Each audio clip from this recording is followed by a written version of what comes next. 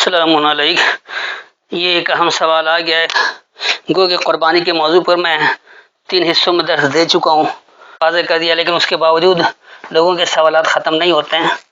اب خاص طور پر یہ سوال کر دیا گیا ہے کہ کیا ہمارے یہاں جو گلی گلی محلے محلے جانوروں کی نمائش ہوتی ہے اور لوگ فخر سے اتراتے ہیں، اور ہر گھر میں جو جانور ذبح کیا جاتا ہے، قرآن میں اس کی کیا حقیقت ہے؟ حالانکہ اس کی وضاحت کی اب قطعی ضرورت نہیں تھی، لیکن لوگوں کے اصرار پر میں ایک آخری درس اس حوالے سے کر دے رہا ہوں، کچھ مزید آیتوں کا حوالہ دے کر، تاکہ بات بالکل واضح ہو جائے۔ لیکن سب سے پہلے کچھ باتیں ذہن میں رکھ لیں۔ ذرا سوچئے، کیا قرآن نے گلی گلی جانوروں کی نمائش اور امارات دکھانے کا حکم دیا ہے، یا ہم عبادت کو مقابلے میں بدل چکے ہیں؟ اگر اللہ کو نہ گوشت پہنچتا ہے اور نہ خون، تو پھر سوال یہ ہے کہ ہم قربانی کر رہے ہیں یا اپنی حیثیت کا یہ جلوہ دکھا رہے ہیں۔ ایک اور نظر بھی ڈالیے کہ کیا ہر سال جانور بڑے ہوتے جا رہے ہیں، مگر کیا ہمارے اندر تقویٰ بھی بڑھ رہا ہے؟ جانور تو دن بدن روزانہ بڑے ہوتے چلے جا رہے ہیں، سائز میں بھی قیمتیں بھی کافی بڑھ رہی ہیں، لیکن کیا ہمارا تقویٰ بھی بڑھ رہا ہے؟ ایک مشکل سوال کہ اگر قربانی عبادت ہے تو اس میں دکھاوا، فخر اور سوشل مقابلہ کہاں سے آ گیا؟ قرآن کہتا ہے اللہ کو تقویٰ چاہیے، مگر ہماری گلیوں میں کیا تقویٰ گھوم رہا ہے یا اسٹیٹس؟ تو یہ تھوڑے سے بنیادی سوال تھے کہ آج ہمارے یہاں جو نمود و نمائش کے نام پر جو کچھ ہو رہا ہے، جانوروں کا دکھاوا، بچوں کی اٹکلیاں اور پھر جانور ذبح کرنا، تو اس سے کیا حاصل ہوتا ہے؟ جبکہ میں قربانی کی تمام آیتیں پہلے ہی واضح کر چکا ہوں۔ اب مجبوری یہ ہے کہ دوبارہ ان آیتوں کو، سارے کو تو نہیں، لیکن ایک آدھ آیت کو بارہ ریپیٹ کرنا پڑے گا۔ تو اس کے لیے سب سے پہلے آپ آئیے سورہ الحج اور اس کی آیت نمبر 37۔ حالانکہ اس کو میں کئی درسوں میں سمجھا چکا ہوں، حج کے حوالے سے بھی، قربانی کے حوالے سے بھی، خود سورہ حج کے درس میں بھی، اس کے علاوہ بھی اور کسی موضوع کے حوالے سے بھی بتایا ہے۔ تو بہرحال میں اس پر زیادہ بحث نہیں کروں گا، صرف آپ کو اس کی تفصیل بتا دے رہا ہوں کہ ان کا روایتی ترجمہ ہے کہ اللہ کو ہرگز نہیں پہنچتا ان کا گوشت اور نہ ان کا خون، بلکہ اس کو پہنچتا ہے تقویٰ۔ اسی طرح ہم نے انہیں تمہارے لیے مسخر، زیر فرمان کیا تاکہ تم اللہ کی بڑائی سے یاد کرو اس پر جو اس نے تمہیں ہدایت دی، اور نیکی کرنے والوں کو خوشخبری دیں۔ وضاحت میں اس پر پہلے ہی کافی کر چکا ہوں، تو میں صرف آپ کو حقیقی ترجمہ بتا دے رہا ہوں تاکہ مزید بحث کی گنجائش نہ رہے۔ لن ینال اللہ، ہرگز اللہ کو نہیں پہنچتا، لحومھا، اس کے ساتھ پیوستگی اختیار کرنا، ولا دماؤھا، اور نہ اس پر خون بہانا، ولکن ینالہ التقوی منکم، اور لیکن یہ جو پہنچتا ہے خاص پابند ہو جانا تم میں سے۔ کذالک سخرھا لکم، اسی طرح بلا معاوضہ پابند کر دیا تمہارے لیے، لتکبروا اللہ علی ما ہداکم، تمہیں جو ہدایت دی ہے اس پر اللہ کی تم سے بڑائی کے لیے، وبشر المحسنین، اور آگاہی دے دو متوازن رہنے والوں کو، حسن کارانہ کام کرنے والوں کو۔ اب اس بات کو بھی تھوڑا سا ذہن میں رکھ لیں کہ ہمارے یہاں جو گھر گھر قربانی ہوتی ہے، جانور آتے ہیں، بچے بڑے شوق کے ساتھ گھومتے پھرتے بھی ہیں، کھلاتے پلاتے بھی ہیں، ایک ذہنی وابستگی بھی ہو جاتی ہے، اور جب ذبح کیا جاتا ہے تو بہت سارے بچے آپ کو روتے ہوئے بھی نظر آتے ہیں، کیونکہ یاد رکھیے کہ بچپن میں انسان کی فطرت اپنے اصل میں رہتی ہے، وہ تو جیسے جیسے اس کی تربیت ہوتی رہتی ہے، بڑے اسے جو کچھ سکھاتے رہتے ویسے ویسے وہ بدلتا رہتا ہے، اس کے کردار میں خامیاں آتی رہتی ہیں۔ بچہ ہمیشہ سچ بولتا ہے، لیکن بچوں کو جھوٹ سکھایا جاتا ہے، تو آہستہ آہستہ جیسے جیسے بڑے ہوتے ویسے ویسے جھوٹ بولنے کی ان کو بھی پریکٹس ہو جاتی ہے۔ تو اسی طرح آج ہمارے یہاں اتنی سفاکی کیوں ہے؟ ایک موبائل چھیننے پر، پرس چھیننے پر، کسی کا کچھ سامان چھیننے پر، بائک گاڑی چھیننے پر ذرا سی مزاحمت کرو اور فوراً گولی مار دیتے ہیں۔ انسانی جان کی کوئی وقت ہی نہیں رہی، کوئی قیمت ہی نہیں رہی۔ مارنے والے اتنے درندے کیوں ہو گئے ہیں؟ کیا ان کا ضمیر ذرا سا بھی نہیں جاگتا ہے؟ وجہ یہ ہے کہ آپ جو ہر سال اس طرح جانور کو بے دردی سے قتل کرتے، تڑپتا ہوا دیکھتے ہیں، مرتا ہوا دیکھتے ہیں، اور اس پر خوش ہوتے ہیں اور پھر گوشت بانٹتے ہیں اور کھاتے ہیں، تو یہ آپ کے ذہن اور دل کو سخت کر دیتا ہے۔ آپ کے اندر سے خون کا خوف ختم ہو جاتا ہے. ورنہ کسی کا خون بہانا، ایک بچہ گر جائے، چوٹ لگ جائے، ذرا سا خون بہتا ہے تو لوگ لرز جاتے ہیں، بچے کا خون بہے کیسے روکا جائے، سب میں تڑپ پیدا ہو جاتی. لیکن جب جانوروں کو اس طرح بے دردی سے قتل کرتے ہیں، قربانی کا نام دے کر، عبادت کا نام دے کر، اور پھر اس پر خوشیاں بھی مناتے ہیں، اسے بانٹ کر کھاتے بھی ہیں، تو وہ ذہن اور دل خون کے خوف سے آزاد ہو جاتا ہے. اور ایسے لوگ جو مسلسل قربانی کر رہے ہوتے ہیں وہ کسی کا قتل کرنے سے درگ نہیں کرتے، کیونکہ ان کے اندر خون کی اہمیت ختم ہو گئی. تو ایسے ہی جب بچہ بچپن سے خون بہتے ہوئے یوں دیکھتا ہے اور جانور کو ذبح کرنے پر خوشی مناتے ہوئے دیکھتا ہے، شکرانے ادا کرتے ہوئے دیکھتا ہے کہ واقعی یہ بڑا کوئی کارنامہ انجام دے دیا ہے، تو کیا ان کے کردار میں سختی نہیں آ جاتی؟ کیا ان کے ہاں ضمیر مر نہیں جاتا؟ اسی لیے کسی کا حق غصب کرتے ہوئے، رشوت لیتے ہوئے، کسی کا کام زبردستی خراب کرنے میں انہیں کوئی پریشانی نہیں ہوتی، کیونکہ ان کا ذہن تو پہلے مردہ ہو چکا ہے، وہ تو پہلے ہی معاشرتی مردہ ہیں. تو ایسے لوگ کیسے زندہ ہوں گے؟ ایسے لوگ بھلا اللہ کے احکامات پر کس طرح عمل درآمد کریں گے جہاں اللہ سلامتی والا نظام دے رہا ہے، دین اسلام کہہ رہا ہے اسے؟ تو غیر سلامتی والا کام جو بچپن سے کرتا چلا آ رہا اور دیکھتا چلا آ رہا، اس کی سفاکیت کیسے ختم ہوگی؟ یہ تو بچپن سے آپ اس کی کردار سازی میں سفاکیت پیدا کر رہے ہیں. اور پھر وہ دکھاوا، اسٹیٹس، اور آج کل تو سوشل میڈیا ہے، فیس بک پر ڈالیں گے، واٹس ایپ پر چلائیں گے، نمود و نمائش بڑھ چکی ہے، ایک سے ایک چیز دکھائیں گے. یعنی ہر سال جانوروں کا قد تو بڑھتا چلا جا رہا ہے، لیکن جو حاصل کرنا اس سے تقویٰ وہ نہیں بڑھ رہا، وہ مزید غائب ہوتا چلا جا رہا، کیونکہ انسانیت ہی ختم ہوتی چلی جا رہی ہے. تو یاد رکھیے اس آیت میں جو اللہ نے واضح طور پر بتا دیا ہے، حالانکہ اللہ گوشت اور خون کی بات نہیں کر رہا، اس کو میں پہلے ہی واضح کر چکا ہوں. تو یہاں پر بات یہ ہے کہ آپ کا قرآن سے پیوستہ ہو جانا یا اس کے لیے خون بہانے کو تیار ہونا اللہ کے نزدیک یہ بیکار سی بات ہے. اللہ کے نزدیک یہ ہے کہ آپ اس کے احکامات کی پابندی اختیار کرنے والے بن جائیں. تو جب جا کر آپ کو ہر ایک چیز آپ کے لیے بلا معاوضہ پابند ہوگی، اور پھر جو اللہ نے ہدایت دے رکھی ہے اس پر اللہ کی بڑائی بھی سامنے آئے گی. اور یہی اللہ آگاہی دینے کو کہہ رہا ہے متوازن رہنے والوں کے لیے، جو لوگ توازن سے قائم رہیں. اسی طرح یہ ایک رسم و رواج ہے، اور اللہ کو رسم و رواج پسند نہیں ہے، بلکہ اللہ آپ سے کیا چاہتا ہے آپ سورہ بقرہ کی 177 کو بار بار سن لیجیے گا، اس کو بھی میں نے کئی بار واضح کر دیا ہے، قربانی کے درس میں بھی، تقویٰ کے درس میں بھی، سچائی کے درس میں بھی، ذوی القربہ کے درس میں بھی اس کو سمجھایا ہے، متعدد جگہ سمجھا چکا ہوں، لہٰذا اسے دہرانے کی ضرورت نہیں، کیونکہ کم وقت میں ہمیں اور باتوں کو بھی سمجھانا ہوتا ہے. تو اب 2 کی 177 کے میرے متعدد درس ہیں، کسی میں سے بھی آپ سن لیجیے گا، بات ایک ہی ہے. لیکن اب قربانی کے حوالے سے جو میں آپ کو ثابت کرنا چاہوں گا وہ آپ آ جائیں کہ سورہ الحدید اور اس کی آیت نمبر 20، 57 کی 20. اب جو یہاں ان کا مروجہ روایتی ترجمہ ہے، تم خوب جان لو اس کے سوا نہیں کہ دنیا کی زندگی محض کھیل کود ہے، اور ایک زینت اور باہم فخر، خود ستانی کرنا اور کثرت کی خواہش کرنا مالوں میں اور اولاد میں، بارش کی طرح کہ کاشتکار کو اس کی پیداوار بھلی لگے، پھر وہ زور پکڑتی ہے، پھر تو اس کو دیکھتا ہے زرد، پھر وہ چورا چورا ہو جاتی ہے، اور آخرت میں سخت عذاب بھی ہے اور مغفرت بھی ہے اللہ کی طرف سے، اور رضامندی، اور دنیا کی زندگی دھوکے کے سامان کے سوا کچھ نہیں. یہ ہے مروجہ روایتی ترجمہ. اس میں ایک عجیب سی بات آتی ہے کہ ایک بار کہہ رہے کہ آخرت میں سخت عذاب ہے، اور پھر اس کو مغفرت اور رضامندی بھی کہہ رہے ہیں. تو دونوں متضاد باتیں ایک آیت میں کیسے جمع ہو سکتی ہے؟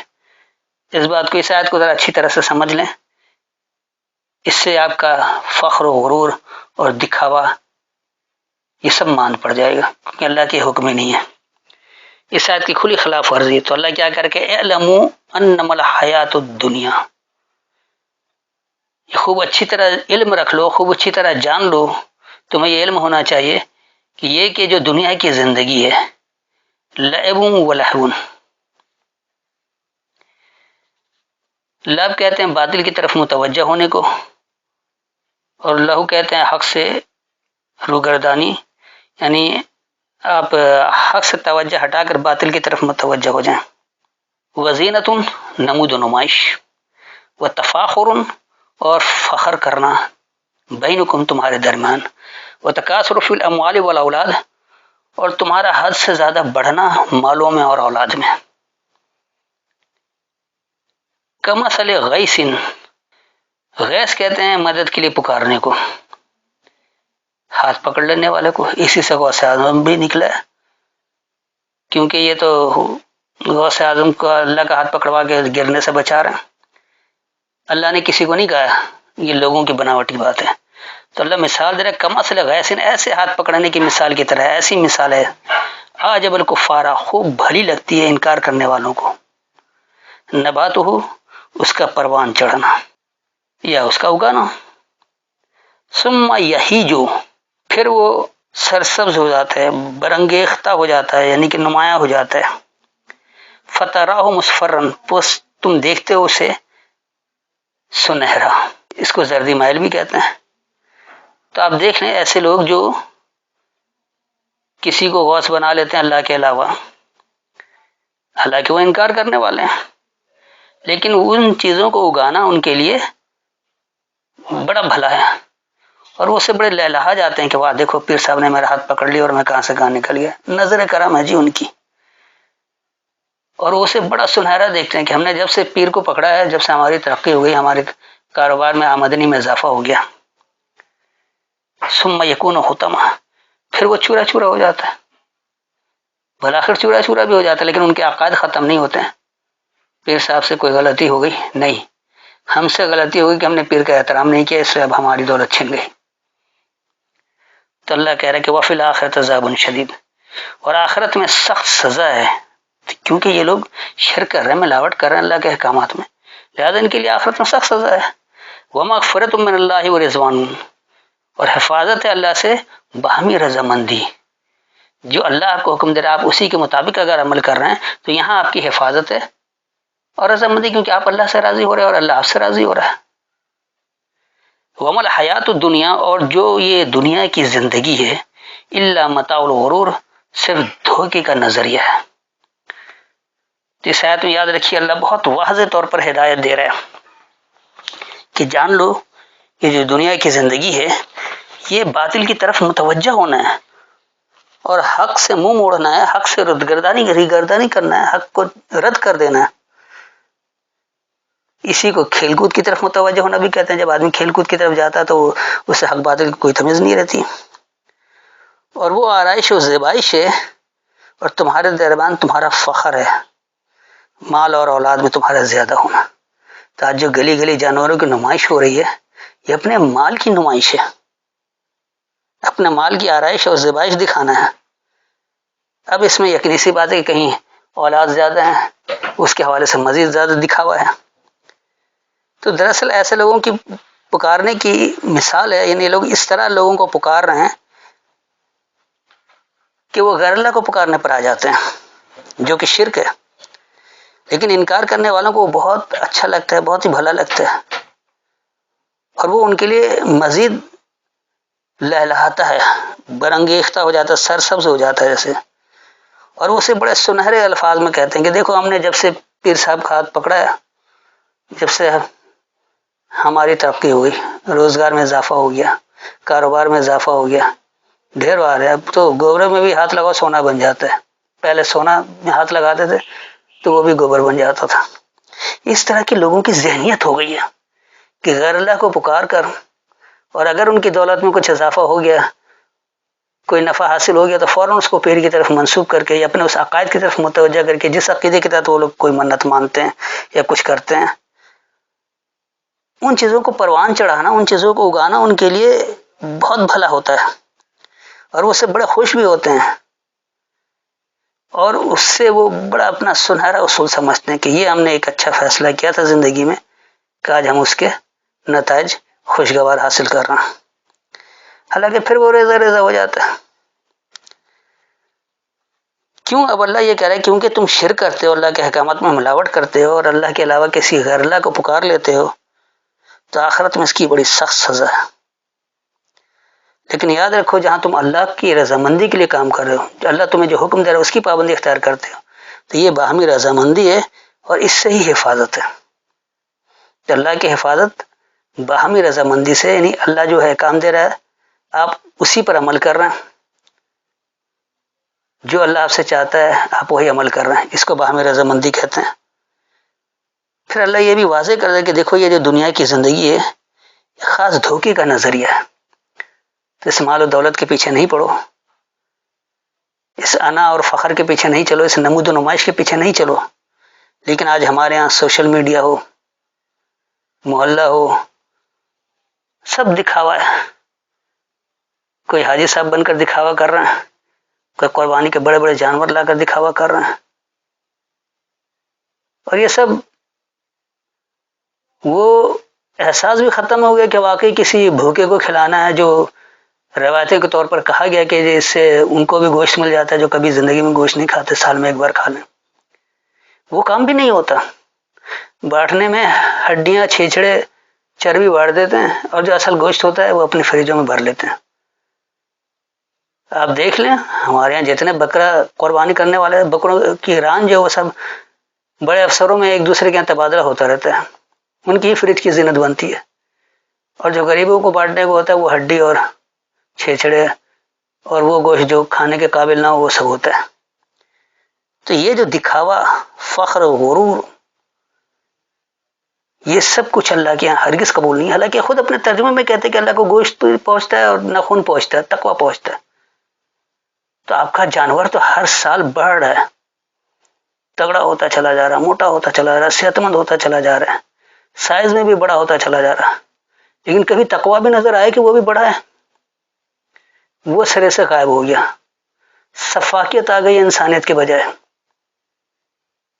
دل آپ کے پتھر کی طرح سخت ہو گئے ہیں. کسی کی غربت کا احساس نہیں ہے، کسی کی مجبوری کا احساس نہیں ہے، کسی کو آپ اس کے پیر پر کھڑا نہیں کرتے بلکہ آپ چاہتے ہیں کہ آپ کا غلام بنا رہے، آپ کا محتاج بنا رہے، آپ کے احکامات کے تابع رہے، کیونکہ آپ نے اپنے آپ کو الہ سمجھ رکھا ہے. آپ اللہ کی حاکمیت کے ساتھ ساتھ اپنی حاکمیت چاہتے ہیں دنیا میں. یہ آپ اللہ کے احکامات میں شرک اختیار کرتے ہیں اور اس کے اوپر خوشیاں منا رہے ہوتے ہیں. تو یقینی سی بات ہے کہ یہ چیزیں اللہ کو نہیں پہنچنے والی ہے. حجت تمام کرنے کے لیے ایک آیت اور لے لیجئے تاکہ بات بالکل واضح ہو جائے کہ یہ گلی گلی قربانی ہرگز اللہ کا حکم نہیں ہے. اس کے لیے اب آپ آئیے سورہ لقمان اور اس کی آیت نمبر 18 یعنی 31 کی 18. اور تو لوگوں سے بات کرتے ہوئے اپنا رخسار ٹیڑھا نہ کر اور زمین میں اتراتا ہوا نہ چل، بے شک اللہ پسند نہیں کرتا کسی اترانے والے خود پسند کو. اس روایتی ترجمے سے بھی بات بہت واضح ہے.